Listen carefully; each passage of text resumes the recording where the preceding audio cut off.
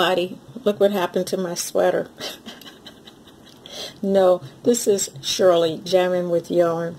I switched up for a few minutes because my sweater was having some issues, like the sides start going in, it started looking like not a sweater, but maybe I was trying to make a swimsuit or bikini or something, or a full-size bikini. Start making the little curves for the stomach, the belly area, the sides. So it was like, okay, give it up, give it up.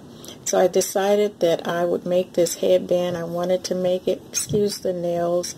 I don't normally wear polish, but I thought I would try some. So, and it's chipping already.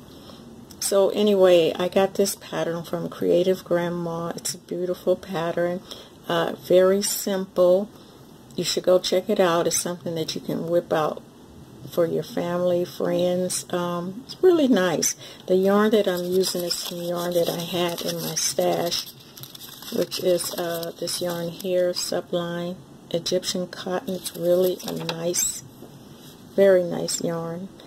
It looks, this is a burgundy. It goes with my work outfit, which I love because I love wearing headbands. And if I can make a turban, I haven't seen one that I like, and a nice one, not one that's all bulky and strange looking. A really nice one. I haven't found that. That's what I've been looking for.